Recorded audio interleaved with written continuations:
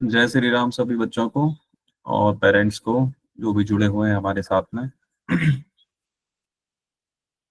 आप लोगों को पता ही है, ये हमारा जो क्लास का ग्रुप है पिछले 1 साल से चल रहा है और काफ़ी सारे बच्चे बहुत शुरुआती दौर से जुड़े हुए हैं इसमें। और कुछ बच्चे नए भी जुड़े हैं, 1-2 बच्चे आज नए फर्स्ट टाइम भी आए हैं, अच्छी बात है। आदित्य के नाम से जो है बेटा, वीडियो ऑन करके बैठो। काव्या, वीडियो ऑन करके बैठो। बिना वीडियो ऑन करे नहीं बैठना है यदि आपको क्लास लेनी है। हाँ जी। वीडियो बंद करके कहाँ जाना चाहते हो आप लोग?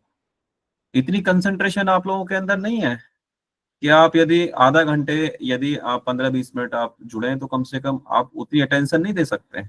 वैसे तो मोबाइल तो सब बच्चे चलाते ही ना बराबर, उसमें 2 घंटे भी मोबाइल चलाते होंगे, ऐसे बच्चे भी होंगे हैं। उसमें तो किसी की हेल्प की जरूरत नहीं पड़ती, एक ही पोजीशन में आप 2 घंटे भी बैठे रहेंगे कुर्सी पे, यदि आधे भी लेटे हैं तो भी बैठे रहेंगे। सुबह पे आधे आधे बैठे हुए आधे लेटे हुए, तब भी कोई करवट नहीं बदलेंगे हैं। ऐसा होता है ना? कहाँ पे क्या प्रॉब्लम है वीडियो ऑन करने में बेटा?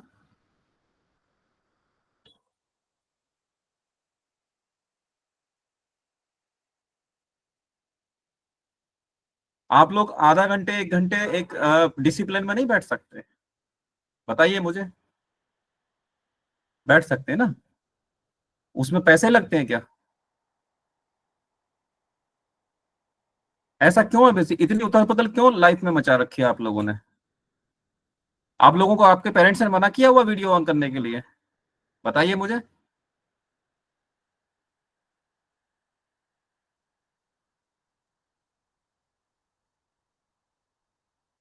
ऐसा मत करिए। क्लास लेनी है बिल्कुल पूरी सात्विकता, पूरी जिम्मेदारी और पूरे डिसिप्लिन के साथ में लेनी है। यदि आपके अंदर डिसिप्लिन और सात्विकता नहीं है तो शायद इस क्लास का आप लोगों को ज्यादा फायदा नहीं होगा। हम ये चाहते हैं कि आपको इसका फायदा हो।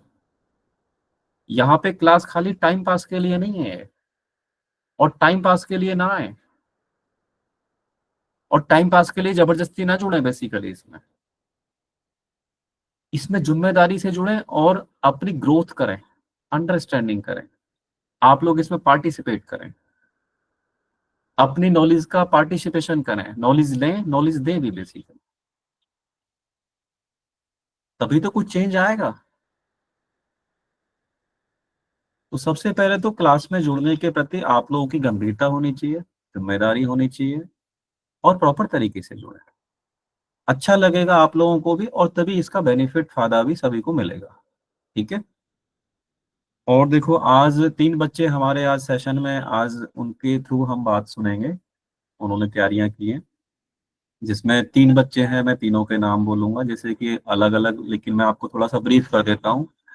एक हैप्पी बच्चा है, और हैप्पी सिंह, जिसने आज महाराणा प्रताप के बारे में थोड़ा बोलना है, और हनुमान चालीसा भी बोलनी है उन्होंने।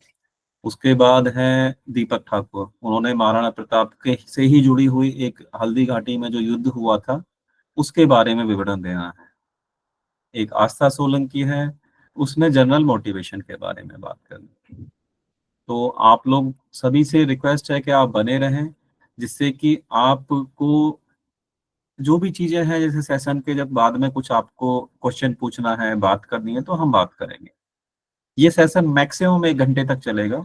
हो सकता है 45 मिनट में भी हम क्लोज कर दें, लेकिन मैक्सिमम टाइम इसका 1 घंटा है। लेकिन 45-40 मिनट में भी क्लोज कर सकते हैं, कि वो निर्भर करता है हमारी कंटिन्यूशन पे। ठीक है, लेकिन 1 घंटा मैक्सिमम है इसका। तो मैं सबसे पहले रिक्वेस्ट करूंगा हैप्पी बेटा से, हैप्पी सिंह। आज उन्होंने एक तो महाराणा प्रताप जी के बारे में जीवन परिचय देना है, और उसके बाद हनुमान चालीसा भी वो बोलेंगे। तो आप अनम्यूट करें बेटा। जी बेटा। जय श्री राम चाचा जी। जय श्री राम, सभी जय श्री राम बेटा। हाँ बेटा। आज मेरा टॉपिक है महाराणा प्रताप के ऊपर। अब मैं सुनाता हूँ। तो महाराणा प्रताप का नाम महाराणा प्रताप सिंह था। उनका उनको प्यार से टीका बुलाते थे। उनका जन्मदिन 9 मई 1540 में होता है। बेटा पीछे पीछे मत बोलो, उसके निशांत उसको अपने हिसाब से पढ़ने दो, उसको डिस्टर्ब मत करिए, ठीक है। जब आपकी टर्न आएगी तो फिर मैं आप ही से पढ़वाऊंगा। उसको पीछे पीछे हिदायत मत दीजिए, उसको उल्टा भी बोलता है सीधा बोलता है, उसको बोलने दीजिए उसके फ्लो में, प्लीज बेटा बोलिए। तो उनका जन्म कुंभलगढ़ दुर्ग मेवाड़ा राजस्थान में हुआ था।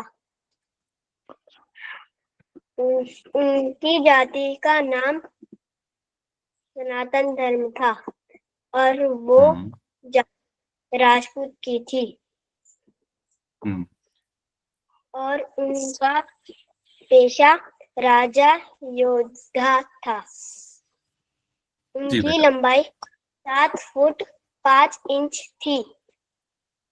उनका वजन 110 था। भाले का वजन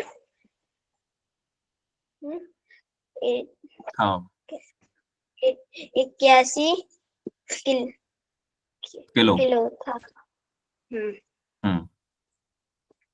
यह हाथी का राम प्रसाद था और उनके घोड़े का नाम केतक था। और वो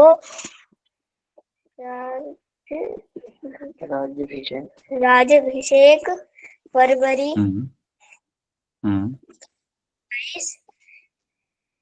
1572 में हुआ था। जी।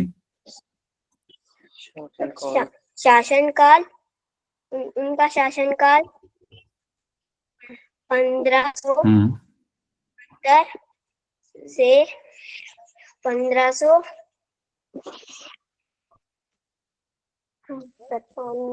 में हुआ था। कोई बात नहीं, ठीक है। माता का नाम महारानी जयवंता बाई था और उनके पिता का नाम उदय सिंह द्वितीय था। उनका नाम आचार्य जी राघवेंद्र था। पत्नी का उनकी 11 पत्नियां थी। मेरा हो गया। ठीक है बेटा, ठीक है, ठीक है बेटा, कोई बात नहीं, आपने फिर भी काफी अच्छे से बताने की कोशिश की है। और थोड़ा सा इसको तैयार करना अगली बार के लिए या उससे अगली बार के लिए, ठीक है। और हाँ, और आज यदि संभव हो सके तो बेटा हनुमान चालीसा भी आप सुना सकते हैं, और वो आपको अच्छी तरह आती भी है, ठीक है, तो उसको भी आप सुना सकते हैं। जी बेटा। तो मैं स्टार्ट करूं? जी हाँ, बोलिए बेटा हनुमान चालीसा। ओ निज मन मुकुर सुधार, बरनउँ रघुबर विमल जसु, जो दायक फल चार। बुद्धिहीन तनु जानिके, सुमिरौ पवन कुमार। बल बुद्धि विद्या दे मोहि, हरहु कलेस विकार। जय हनुमान ज्ञान गुण सागर, जय कपीस तिहुँ लोक उजागर। रामदूत अतुलित बल धामा, अंजनी पुत्र पवन सुत नामा। महावीर विक्रम बजरंगी, सुमति निवार सुमत के संगी। कंचन वरन विराज सुबेसा, कानन कुंडल कुंडित केसा। हाथ वज्र ध्वजा विराजे, कांधे मूछ जनेऊ साजे। संकट सुमन केसरी नंदन, तेज प्रताप महाजगवंदन। विद्यावान की अति चतुर, गरीबे को आतुर। प्रभु बेट को रक्षा, राम लखन सीता धरि लंक जावा। उधरि सारे रामचंद्र सवारे, प्रभु जोर लाए, रघुपति कीन्ही बहुत बड़ाई। बेटा रेंज थोड़ी कम आ रही है आपकी साइड में। हाँ। जी लगावे जी। मान मुनीसा नारद सारद सहित अहिसा जब कुबेल दिक्पाल जहाँ थे कभी गोविंद कहीं सके तो कहाँ थे तुम उपकार सुग्रीव मही कीना राम मिलाए राजपत दीना मंत्र विभीषण माना लंकेश्वर है सब जग जाना जुग शास्त्र जोन पद भानु प्रियताई मधुर फल जानू जब मुद्र कई मेल मुख माही तात्पर्य रचना ही दुर्गम काज जगत के जेते सुग्रह ग्राम तुम्हारे तेते राम रसाय तुम लारे तुम रखवाले होते न आज्ञा दिन पैसारे सब सुख है तुम्हारी सरना तुम रक्षक का हो करना आप तेज समारो आप तीनों लोग हाथ से कापे भूत पिशाच निकट नहीं आवे महावीर जब नाम सुनावे नासे रोग हरे सब पीरा जपन्नी नंदन हनुमत बीरा जय जय जय संकट से हनुमान छुड़ावे मन वचन कर्म ध्यान जो लावे सब पर राम तपस्वी राजा जिनके कार्य सकल तुम साजा और मनोरथ जो कोई लावे सोई अमित जीवन फल पावे चारों जुग प्रताप तुम्हारा प्रसिद्ध जगत उजियारा साधु संत के तुम रखवाले असुर निकंदन नाम निध के जा असवर दीन जानकी माता राम रसाए तुम्हारे पास सदा रहो रघुपति के दास तुम्हें भजन राम को पावे जन्म जन्म के दुख विसरावे अंत काल रघुवर पुर जाहि जहाँ जन्म हरि भक्ति कहाय और देवता चित्त न हराई हनुमत से सब सुख कराई संकट कटे मिटे सब पीरा जो सुमिलै हनुमत बलवीरा जय जय जय हनुमान गुसा कृपा करो गुरुदेव की ना जो सात बार पाठ कर कोई छूट ही बंदी महासुख हो जो या पढ़े हनुमान चालीसा हो सिद्ध साखी गोरी तुलसीदास सदा हरि केरा की जयनाथ हृदय महादेव की जयनाथ हृदय महादेव और हर मंगल मूर्ति रूप राम लखन सीता सहित हृदय बसव सुखबीर जय श्री राम। जय श्री राम। जय श्री राम। बहुत अच्छा बेटा। कौन सी क्लास में पढ़ते हो आप? हैप्पी थर्ड में पढ़ते हो। Very good. अच्छी बात है। और देखो जनरली हो सकता है बहुत सारी मिस्टेक्स की हो छोटे छोटे शब्दों की, लेकिन मिस्टेक्स होना अलग बात है, कॉन्फिडेंस होना अलग बात है। तो हमें मिस्टेक्स पे ना जाके अपने अंदर कॉन्फिडेंस डेवलप करना है, और कॉन्फिडेंस ही हमारी जीत होती है। बहुत अच्छे से आपने बोला दोनों ही चीजों को, बहुत अच्छा लगा सभी को। और अगली बार से और हम अच्छे से आपसे बुलवाएंगे। और भी बच्चे जो तैयारी कर सकते हैं हनुमान चालीसा के लिए, तो कभी भी वो मेरे से अलग से बात करके कि आज हनुमान चालीसा इन्होंने बोलना है, तो ऐसे भी हम सेशन में बुलवा सकते हैं।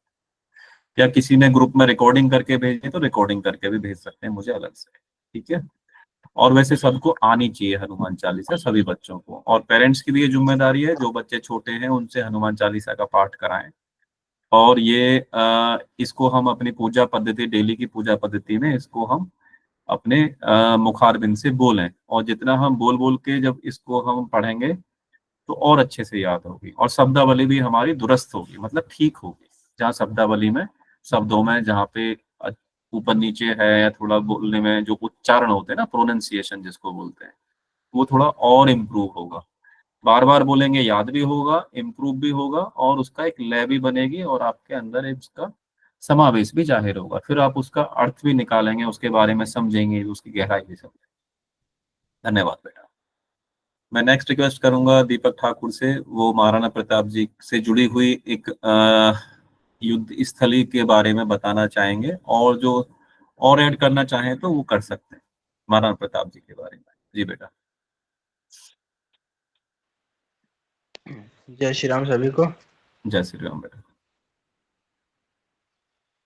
आप सभी ने कभी न कभी महाराणा प्रताप का नाम जब भी सुना होगा, उनके साथ उनके युद्ध का नाम हल्दी घाटी का नाम भी सभी ने सुना जरूर होगा। तो बेसिकली हल्दी घाटी, वहाँ का जो एरिया है उसको हल्दी घाटी इसलिए बोलते हैं क्योंकि वहाँ की जो मिट्टी थी वो हल्दी के रंग की तरह थी।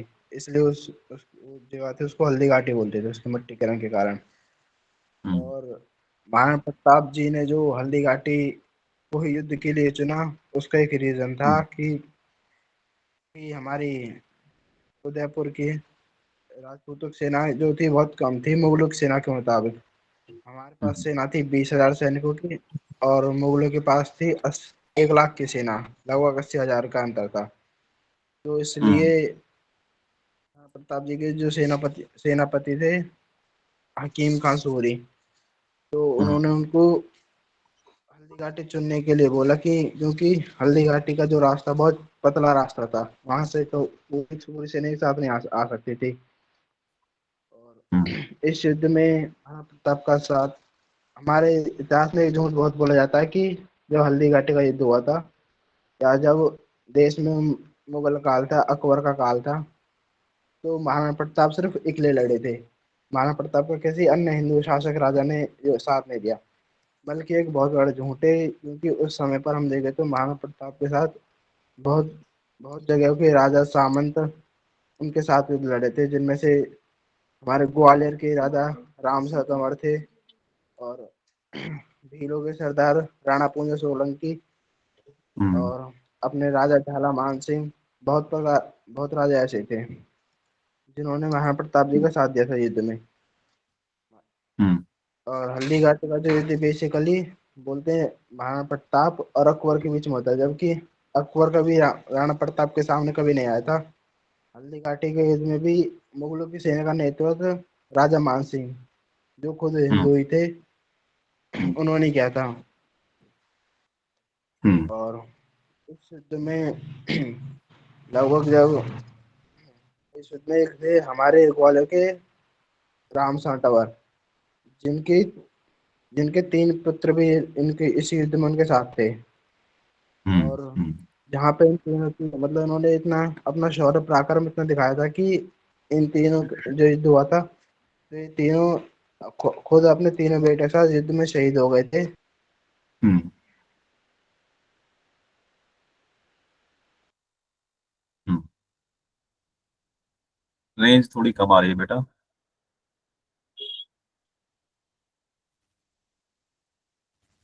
एक बार ना दोबारा डिस्कनेक्ट करके आप ज्वाइन हो जाएं।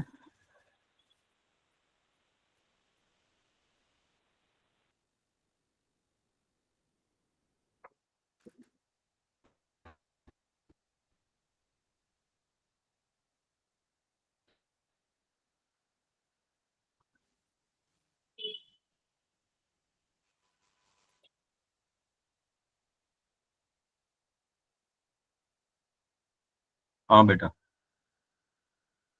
दीपक ठाकुर। हम जी।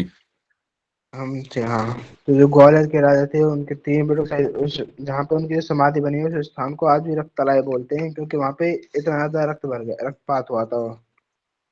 और आगे चलते हैं इस युद्ध का जो निष्कर्ष था। इस युद्ध में कोई तो बोलता है, बहुत इतिहासकारों के अलग अलग मत हैं। तो कोई इतिहासकार बोलता है कि इसमें राजा मान सिंह की सेना की विजय थी, मुगलों की विजय थी। वो इसमें राणा प्रताप की विजय बताता है। बट मोस्टली जो राजस्थान के मेन जो इतिहासकार हैं ओझा सर, वो इसको इसमें किसी की जीत नहीं बताते, बल्कि जो हम्म। उस काल में अकबर का जो इतिहास का दरबारी था जो इतिहास लिखता था, उसमें वो स्वयं लिखते हैं कि हल्दीघाटी के युद्ध के पश्चात अकबर मान सिंह और जो एक और थे इन सेनापतियों को अपने दरबार से भगा देते हैं। और ऐसा तो कभी नहीं होता कि जो युद्ध में अगर कोई सेनापति युद्ध जीत कर आए उनको राजा दरबार से अपने से निकाल दे। तो इस युद्ध का निष्कर्ष ना के बराबर ही समझा जाता है, ना तो इसको पक्का कोई कहता कि राणा प्रताप की वजह थी ना।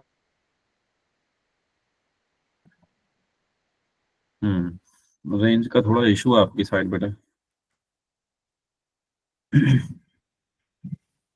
महाराणा प्रताप के घोड़े थे चेतक, हम्म। वीर एक वीर घोड़े थे, अपने स्वामी भक्त थे। युद्ध के दौरान चेतक के पैर में एक तलवार से कट लग जाता है, जिसके कारण उसका पैर एक पैर से लंगड़े हो जाते हैं। हम्म। उसके दौरान भी चेतक महाराणा प्रताप की जान बचाने के लिए अपने दूर कम से कम 12 फीट चौड़ा नाला कूद जाते हैं। और वहीं पे वो अपने नाले को कूदने के बाद ही उनके प्राण खत्म हो जाते हैं हम्म। और उसी स्थान पे चेतक की समाधि आज भी बन एक हम्म। सम- भू-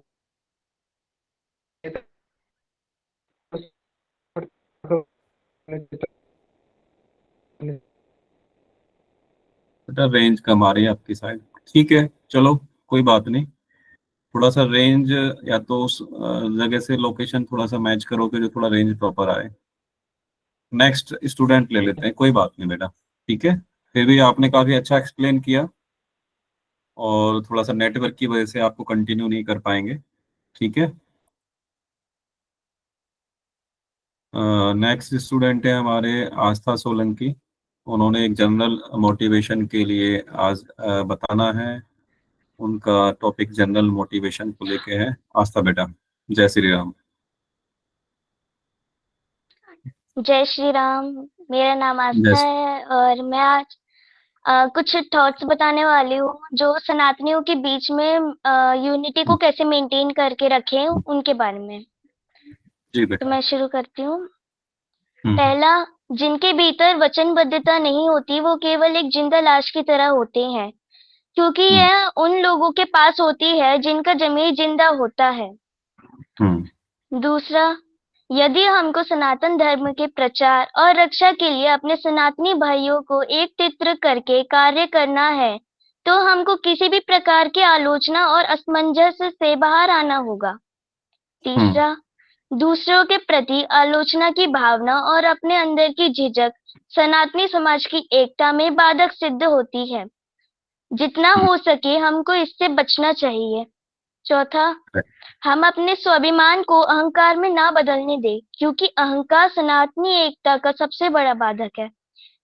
पांचवा, यह भी सनातनी एकता ना होने का एक बड़ा मुख्य कारण है कि जहां हम दूसरों को बेवकूफ समझे और केवल अपने को ही समझदार समझते हैं। यदि हम समझदार हैं तो दूसरे को भी समझदार समझे और सम्मान देकर उनकी तरफ एकता का हाथ बढ़ाकर अपनी समझदारी का परिचय दें।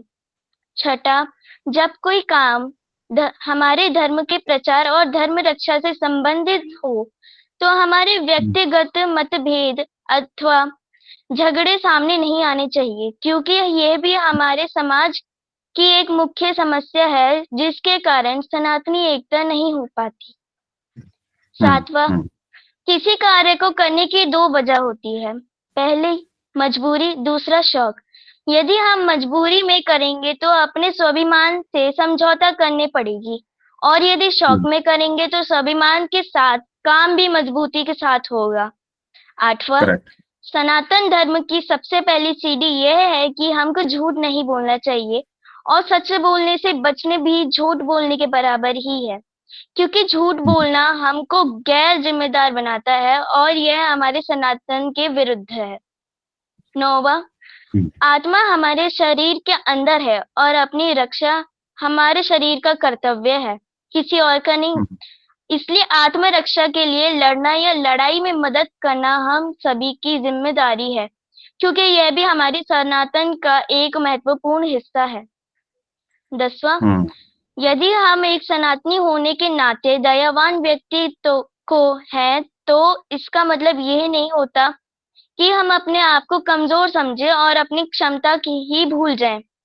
सनातन हम्म। कभी किसी को कमजोर नहीं बनाता, क्योंकि यह हमें अधर्म के खिलाफ आवाज उठाना और लड़ना भी सिखाता है। अफसोस है कि हम इसको भूल चुके हैं। यस। 11वां, सनातन धर्म का ज्ञान बहुत ही अथाह है, जो किसी पुस्तक या व्यक्ति द्वारा संबोधित या परिभाषित नहीं किया जा सकता। इसलिए सनातन धर्म के ज्ञान के बारे में किसी भी प्रकार के कि किसी भी व्यक्ति से तर्क में ना पड़ें, क्योंकि यह भी सनातनी एकता ना होने का मुख्य कारण है। 12वां, माना कि हमारी सनातनी समाज में बहुत सारी कमियां और बुराइयां हैं। यदि हम एक सच्चे और जिम्मेदार सनातनी होने के नाते हैं और लोगों को सच्चे मन से समझाते हैं और उनको सही रास्ता दिखाते हैं, तो एक दिन हमारे समाज में बदलाव जरूर आएगा। 13वां, हम्म। जान है तो जहान है। इसका मतलब हम अभी भी कितना समझे हैं और इसके लिए कितने गंभीर हैं। जरा आत्मंथन करने की जरूरत है। कायदे से तो जिसके पास आत्मरक्षा का इंतजाम है वही इंसान महान है, क्योंकि यही सनातन धर्म का भी एक मुख्य काम है। 14 अपने जमीर को जिंदा रखना ही धर्म को जिंदा रखना है। मतलब आत्मरक्षा ही धर्म रक्षा है, जिसकी प्रेरणा हमें सनातन धर्म से मिलती है। अहिंसा परमो धर्म, धर्म हिंसा तथैव च। 15 हमारे कुछ सनातनी लोग अभी भी सपनों की दुनिया में हैं कि सनातन को कुछ नहीं होगा और कल की भगवान अपना अवतार लेकर हम सबको बचा लेंगे और हमको चिंतित होने की जरूरत नहीं है, जबकि भगवान श्री कृष्ण ने महाभारत का युद्ध खुद नहीं लड़ा था। Correct. Thank you. Thank you बेटा। सबसे लास्ट वाले को भी यदि हम देखें, लास्ट वाले विचार को, ये भी काफी लोगों का एक विकल्प बना हुआ है कि हमें कुछ करने की जरूरत नहीं है। लेकिन भगवान श्री कृष्ण ने भी अपनी लड़ाई, जो महाभारत का युद्ध था, उसमें खुद नहीं लड़े थे वो, उन्होंने केवल सलाह दी थी। लड़ना तो वहां पे पांडवों को, कौरवों को या बाकी सबको लड़ना पड़ा था। तो धर्म और अधर्म की जो लड़ाई होती है, लड़ना वहां पे मनुष्य को ही पड़ता है। भले ही अधर्म की तरफ से लड़ रहा है कोई, धर्म की तरफ से लड़ रहा है, वो अलग बात है, लेकिन भगवान स्वयं नहीं लड़ते। तो यदि आज भी कल की भगवान आ जाएंगे और हमको कुछ नहीं करना पड़ेगा, तो शायद हम कहीं ना कहीं गलत है। क्योंकि आज से सबसे जो लास्ट अवतार हुए हैं भगवान श्री कृष्ण हुए, यदि हम उनका भी जीवन देखें या श्री भगवान राम का भी देखें, वो अपने अपने समय के अवतार थे, तो उनको भी स्ट्रगल झेलना पड़ा था। तो हम ये नहीं कहते कि भगवान में विश्वास न रखें, अपने अवतारों में विश्वास न रखें या सनातन पद्धति में विश्वास न रखें, लेकिन प्रैक्टिकल हो, प्रैक्टिकल सोचें।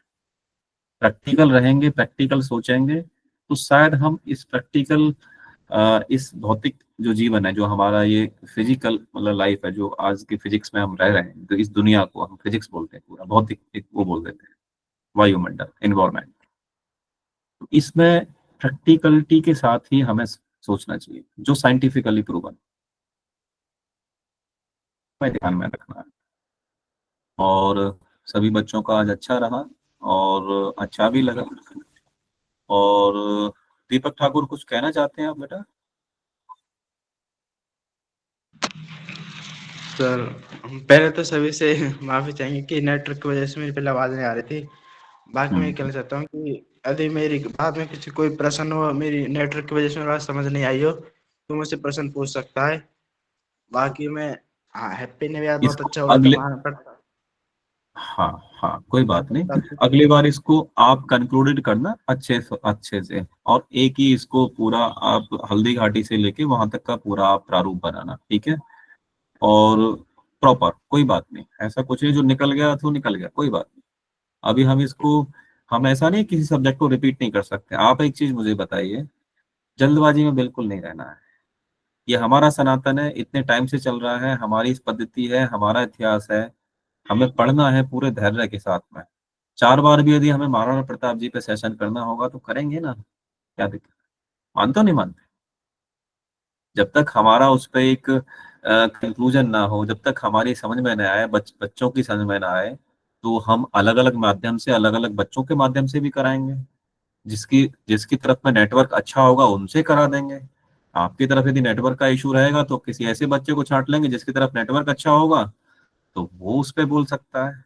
अल्टीमेटली तो हमें नॉलेज को देना है ना, नॉलेज किसी व्यक्ति विशेष तक थोड़ी सीमित रहती है, वो किसी के माध्यम से भी आ सकती है और हम किसी को भी माध्यम बना सकते हैं। बस हमारा भाव होना चाहिए। हमारा भाव होगा तो नॉलेज और ज्ञान अथाह होता है और उसकी कोई लिमिट नहीं होती। तो इसलिए हमें अपने अपने पर्सनैलिटी को एक्सप्लोर भी करना है एज ए चिल्ड्रन। अपनी क्लास के बिहाफ पे, जो आपकी क्लास का प्रारूप है, कोई हो सकता है बच्चा 6 क्लास में पढ़ता है, कोई 4th में होगा, कोई उससे बड़ी क्लास में भी रहा है, कोई +2 में भी है, कोई ग्रेजुएशन लेवल पे भी है। तो ये जो हमारी क्लासेस है, इसका प्रेशर बिल्कुल नहीं लेना है। यदि आप प्रेशर लेंगे या इसको थोड़ा सा उस तरह से लेंगे तो सचमुच में आप प्रेशर में आ जाएंगे। जब आप इसको बिना प्रेशर के सुनेंगे, बिना प्रेशर के रहेंगे और बिना किसी चिंता के आएंगे, तो इसमें आपका मन लगने लगेगा। इस क्लास को ऐसे करके लेना ही नहीं है कि इसका कोई काम है आपको। मतलब कि कहने का मतलब कि अब लो जी लो ये भी क्लास लेनी पड़ेगी। हम तो पहले ही ट्यूशन पढ़ते हैं, बोले जी ट्यूशन से लेट हो जाते हैं, अब बोले अब ये भी क्लास लेनी है। ऐसा सोच के लेंगे तो शायद कुछ नहीं पले। यदि एक हफ्ते में 1 घंटा भी हम सेपरेट नहीं कर पाते हैं, क्या मुझे बता सकते हैं जो भी बच्चे क्लास लेने नहीं आ रहे हैं, क्या वो इतना बिजी रहते हैं अपनी लाइफ में कि एक हफ्ते में 1 घंटा भी नहीं निकाल सकते? क्या लगता होगा कि वो बराबर पढ़ते होंगे, कभी मोबाइल नहीं चलाते होंगे, बाकी खेल नहीं करते होंगे, या बाकी पूरे के पूरे 7 दिन बराबर पढ़ते होंगे? आप बताइए मुझे। जो लोग ज्यादा बच्चे बिजी रहते हैं, मैं ये नहीं कहता कि वो पढ़ते नहीं होंगे या उनको पढ़ाई का प्रेशर नहीं है, लेकिन पढ़ाई के साथ साथ में हमें शिष्टाचार, हमें डिसिप्लिन, हमें सनातन के बारे में, समाज के बारे में, अपनी प्रोनाउंसिएशन बोलने की शैली के बारे में, अपने आत्मविश्वास के बारे में हम यदि एक्सप्लोर नहीं करेंगे। जो बच्चे +2 ग्रेजुएशन लेवल पे बैठे हुए हैं, क्या उनको समाज में जॉब नहीं करनी, समाज में रहना नहीं, अपने प्रोफेशन में नहीं जाना है क्या उनको? आप बताइए। यदि यहाँ पे वो अपने व्यक्तित्व को निखारेंगे, बात करेंगे, तो क्या उसका प्रभाव, क्या उसका उनकी पर्सनैलिटी डेवलपमेंट पे नहीं पड़ेगा? पड़ेगा ना। तो मैं बाकी भी लोगों से इनपुट थोड़ा सा लेना चाहूंगा। जैसे आज हमारे साथ में मुकेश राघव जी भी हैं, वो भी एक बच्चों के पेरेंट्स हैं, और तृप्ति मैम भी हैं। तो बाकी तो सब बच्चे ही हैं, तो मैं चाहूंगा कि एटलीस्ट वो अपने अपने इस पे सुझाव दें, पहले मुकेश जी से, फिर उसके बाद तृप्ति मैम से। जी मुकेश जी। मुकेश जी अनम्यूट करें प्लीज, अनम्यूट करें।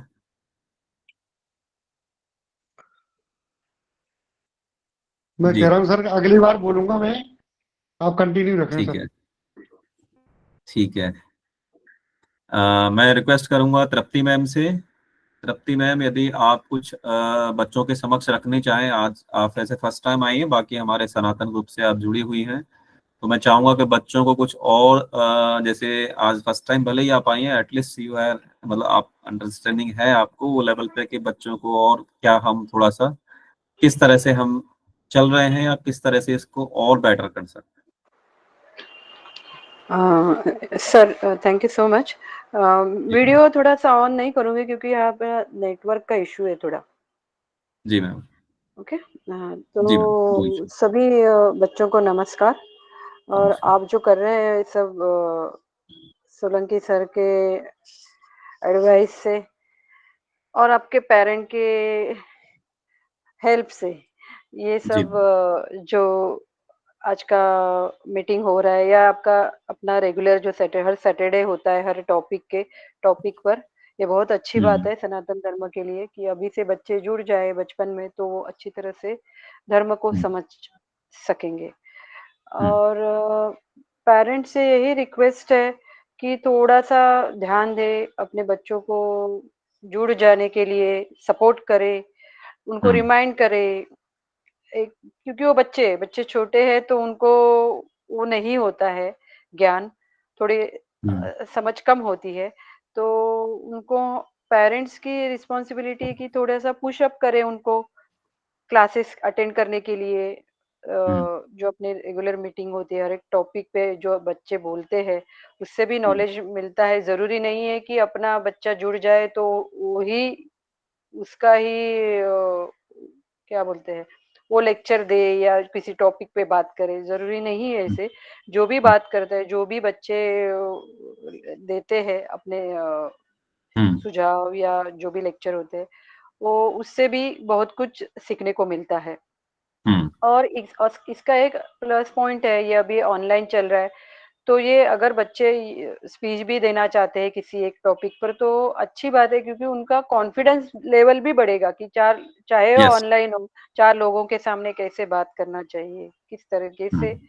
वो भी एक सीखने को मिलेगा। हम्म। तो ये भी एक प्लस पॉइंट है ये ऑनलाइन मीटिंग का एक्चुअली। हम्म।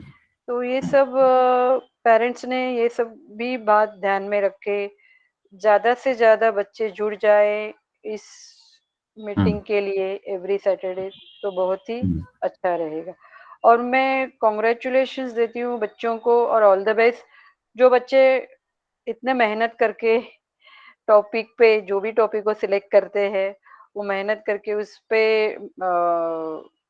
बात करते हैं, हम्म। चाहे वो 15 मिनट्स हो, 10 मिनट्स हो, जो भी है, confidently I am very proud of them. And ऐसे ही कंटिन्यू रखें। यही मैं, और नेक्स्ट टाइम डेफिनेटली या next with in 1 or 2 week I'll try to ask my daughter to attend this session because उनका अभी थोड़ा एग्जाम चल रहा है, इसके लिए she don't have time, but definitely I'll ask her to join and ask her to share her thoughts also in between. Okay, thank you so much and all the best for all kids.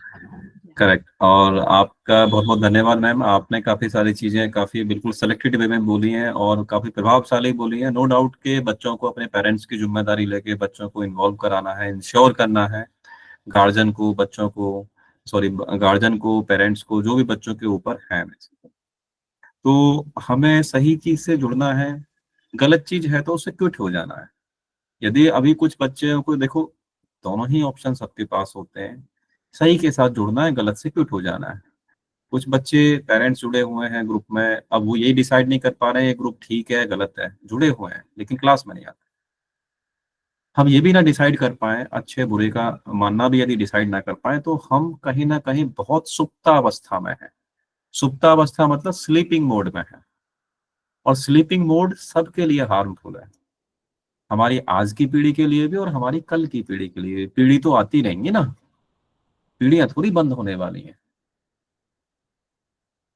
तो पीढ़ी जो आज की हमारे हाथ में है वो भी, और जो आने वाली हमारे हाथ में या हमारी पीढ़ी के हाथ में होंगी वो भी। तो हम ऐसा धरातल तैयार करें, ऐसा समाज तैयार करें कि जिसमें हमारी पीढ़ी कंफर्टेबल हो, सुविधाजनक रूप से अपने आप को एक्सप्लोर कर पाए, एक दूसरे को समझ पाए, एक दूसरे के संबंधों को समझ पाए, रिलेशनशिप समझ पाए, सिस्टम समझ पाए, शिष्टाचार समझ पाए, व्यवहार समझ पाए, अनुशासन समझ पाए, पढ़ाई समझ पाए, आत्मविश्वास समझ पाए, सहजता समझ पाए, सम्मान और असम्मान को भी समझ पाए, बोलचाल भी समझ पाए, पहनावा भी समझ पाए, चाल ढाल भी समझ पाए। पढ़ाई सब कुछ नहीं है, पढ़ाई के अलावा भी बहुत सारे मापदंड देखने होते हैं जो हमें इस समाज में रह के हमें प्राप्त हों, और बहुत सारी चीजें हमें किताबों में मिलती नहीं है, और जो हम किताबों में पढ़ते हैं वो प्रैक्टिकल दुनिया में 10 से 15%, 20% यूज होती है मात्र।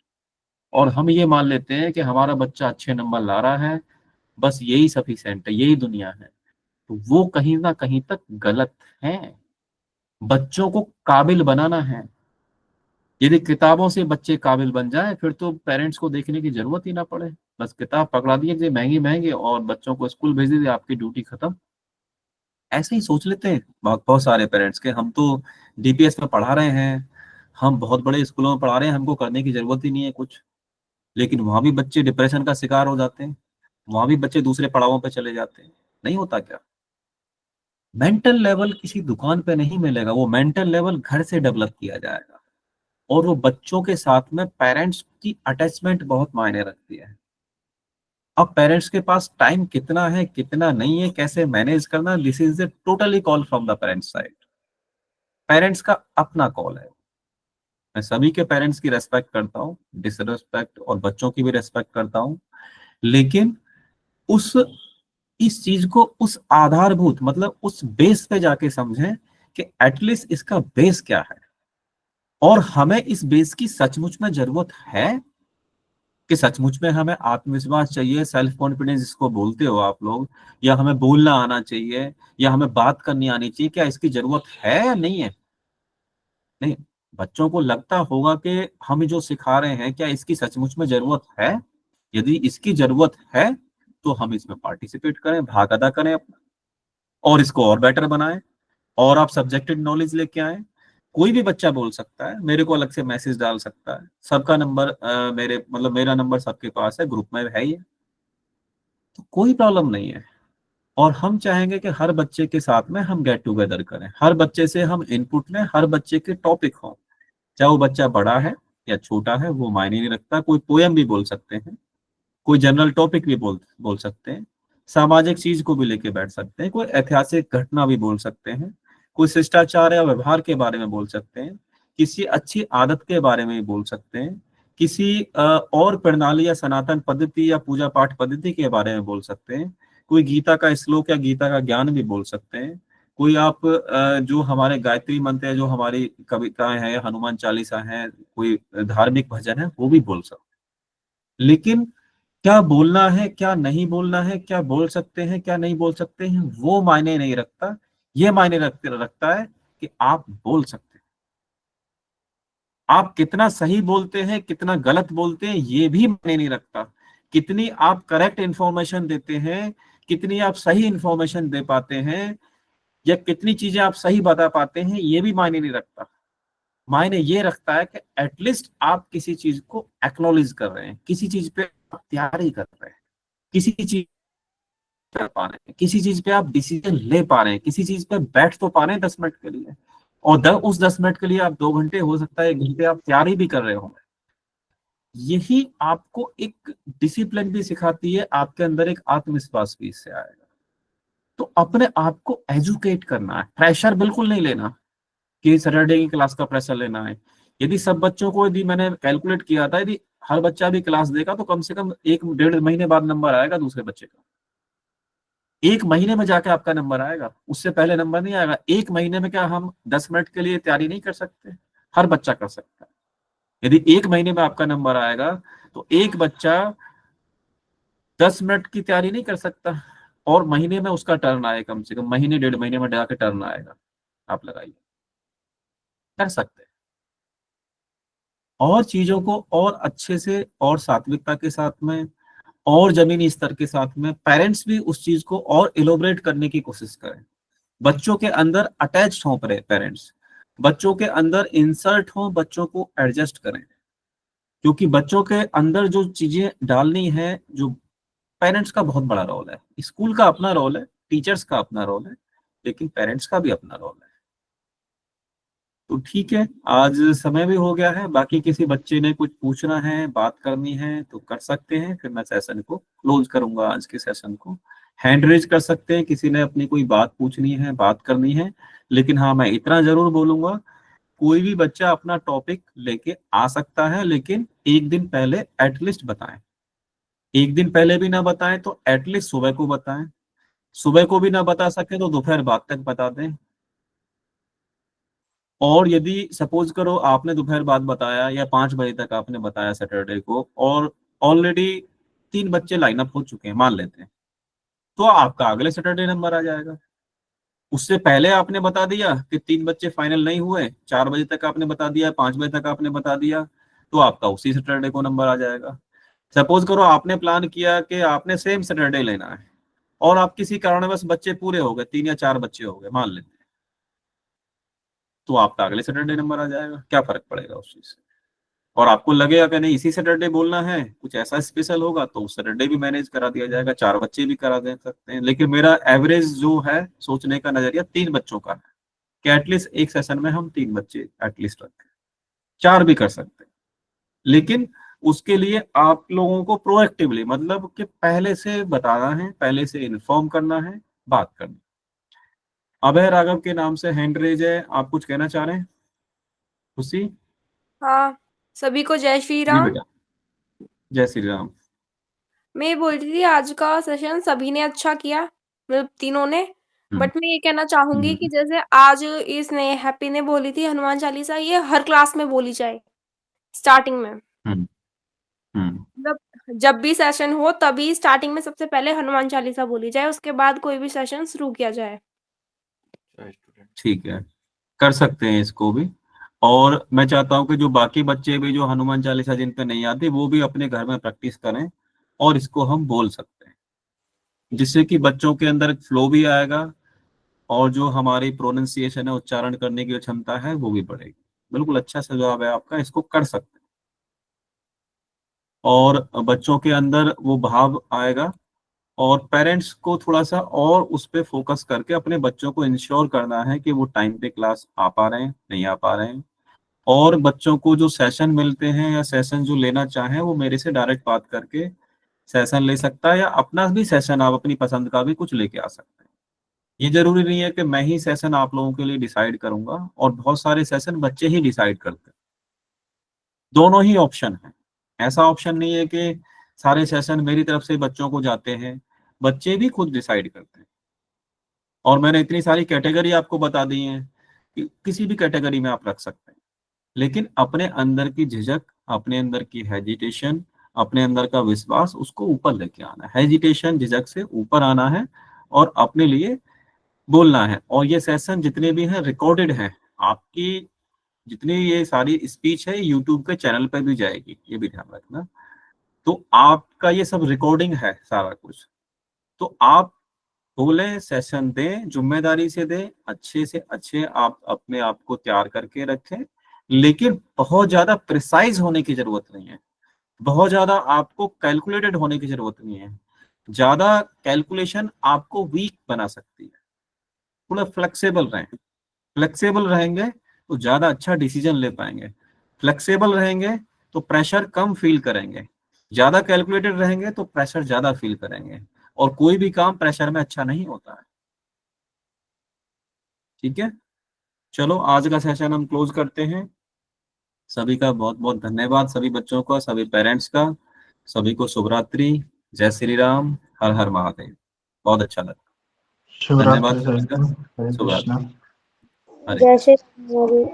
जय श्री राम, जय श्री राम। जय श्री राम।